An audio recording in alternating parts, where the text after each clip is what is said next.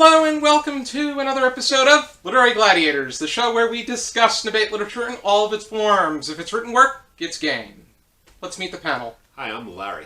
Hi, I'm Jesi. And I'm Bunnie. Cute. Special guest starring Tori. And I'm Josh, and my bunny's name is Creampuff. Mine is Sweetie Pie. Mine is Ratface. No, it's Checkers. I meant Checkers. Oh! You slip of the tongue. It's fine. Creampuff, you're trying to... Oh, okay.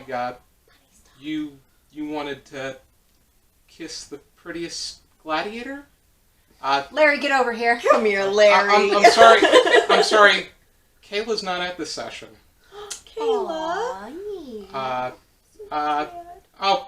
So you want to kiss the second prettiest gladiator? Larry, get over here. Oh, God. Step on over. Oh, You're so cute. So cute. Okay, the reason that we have Thus these... ends the props section of The the reason we literary have bunnies. these cute and fuzzy bunnies, Bunnie has been on the panel before. Sadly. If I remember correctly. Yeah. But Bunnie has had a traumatized past with this. But, Bunnie had to read Savage. It's okay. I think Bunnie spent a little too much time with Tori. But, What's your bunny right?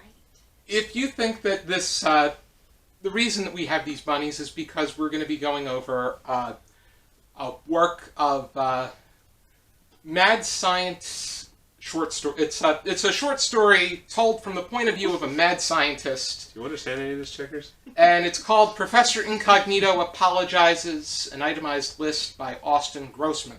Austin Grossman's brother, Lev Grossman, is the author of the Magician's Trilogy.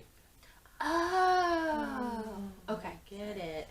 But I get it. the discussion starter for this piece is... I like my bunny. I like your hat. Thank you. There's a bunny in it.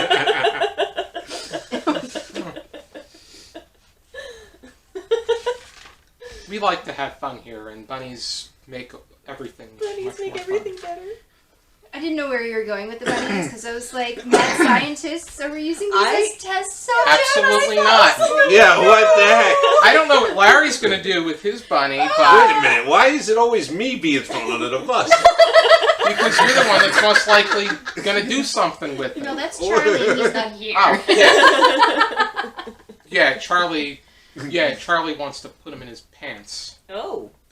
But It's okay, it's okay. It's The not that kind of discussion show, starter. folks. Don't worry. Bunnies don't Charlie go can't there. get you. Here with me and I'll protect you. do you feel that Professor Incognito's apology to his fiancée is sincere? Sincere? Sure, why not? He's crazy. He's sincerely crazy. Define sincere. From his point of view, he probably sincerely means some of it.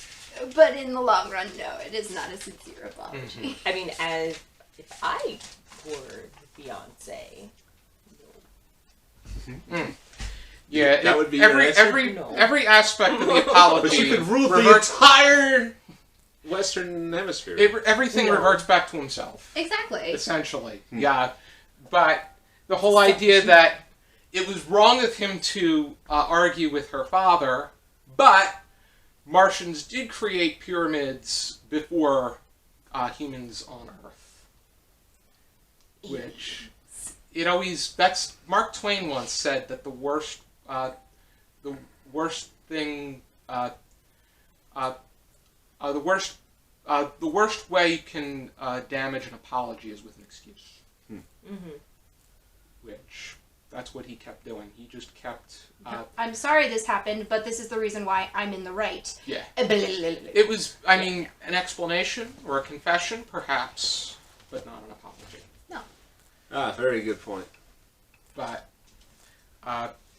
do you have a particular favorite section? Which one do you What was think? that one where he was like, haha, maybe I won't apologize for that? Oh yeah, that the was Captain fun. Adam Yeah. or whatever. Yeah, I was just like, killing the villain. wait, I mean the. You're not gonna Wait, what? There's no story there. I like the opera one. Sorry, the opera, not sorry. Yeah. That's where you get the The hashtag. opera one. Oh, you mean where he's leaning on her shoulder, dreaming about the genetic code of the sentient tiger? Yeah, he doesn't know. He's like, I don't know where the idea of where either of us were an opera band, but I'm so sorry that we did that. Like, I love that. That's great. So random. I would say my favorite part.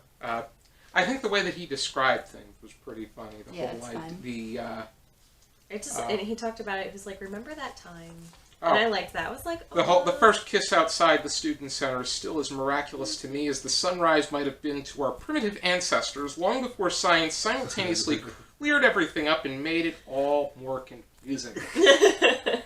There's this image that I have of this man in my head, and I'm like, I've known at least two people in college who were those dudes who were like the ladies who like could kind of fit in that bucket, where they always thought they were right and everybody else was wrong. To me, he was very much. them. He was I know like Sheldon very Cooper many from The people Big like Bang that, Theory. Actually, now that you've compared, Yeah, that's kind of, I had that like milady sort of feel of like, but he actually was like very smart. I think that if Sheldon Cooper was a neurotypical, I think that he would be Professor Incognito. Yeah. Okay. Yeah. But, Yeah. Yes. and neurotypical is in the fact that I didn't see him as being an Aspergian. I'm not taking ownership for him. Absolutely not. Yeah, just you. Everyone else is beneath me, but I guess you can like stand in my presence. And as the story progressed, he became more and more immersed in his alliance with the Martians to take over the Earth. Yeah. I liked that reveal. That was a fun Which and I think it was necessary because this is Suzanne's alter ego reveal as it's well. supposed to be her approaching this piece and learning more and more about who he really is. Mm-hmm. Mm-hmm. So whether It's or very not she fun. actually reads it is we never know. Because he like enslaves her at one point, if I remember correctly, right? Mm. She's like trapped in his lab, and Oh. he like Yeah, because she had to like, oh well, if you found me, then, or if you found this, that means you had to push aside the coats and get in through the closet and Yeah. this and this and this, and now you're trapped. he's Ha! like, and did you It's think like- that I did this on? Do you think I was so We sloppy? all suddenly have bunnies on our heads. It seems like a competition. Maybe they're controlling us. No, no. Do we have any final Hi. thoughts? Final thoughts? I don't know. It's just, a silly, goofy thing. It's a cute, quick little read. Not much going on. Yeah, I think that it's something that is so, I would say so bad that it's good kind of thing, because I think that Professor Incognito is, I think that Professor Incognito's character is very cliche and stereotypical of a way that I've seen scientists that are more engaged in their projects and themselves. Mm-hmm. I feel that he was more of that than he was did he possess any dimension? So actually, I was over there snacking before. I was actually reading the interview that they had with the author about this piece, Mm-hmm. and I thought it was pretty interesting. It's like, well, why did you decide to write it? He's like, because why does any mad scientist go mad? Because of a marriage. Oh boy. That's exactly what he said. He didn't even And I- make it in the Yeah, I like how they like didn't even get married yet, and they already had like a relationship counselor, Yeah. which I guess we can continue seeing. But it's going to be awkward because the world's going to be taken over by Martian overlords. So I guess shrug. It just made me laugh. Like, Yeah. that was his reaction. He was like, because that's why mad scientists go mad. Yeah, it was fun of like Like, one duh. of those eye-rolling cliches. Everybody knows that. Silly. Can't believe that was a serious question. Right. Have you met my wife?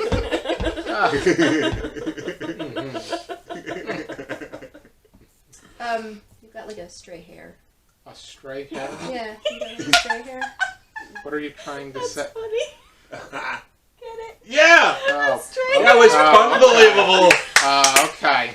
Oh Wow. my god, I love That's high five worthy. Funny. Oh no! Checkers! You lost your No! rabbit down! Oh no! How quick Checkers! Checkers, no! I thought I would be the first one He's to fine. lose my rabbit. And Bunny's already been traumatized enough. Oh god, yeah, I know, right? He took the final hop. The big one. No, he's fine. Okay, we're good. Are you okay, Checkers?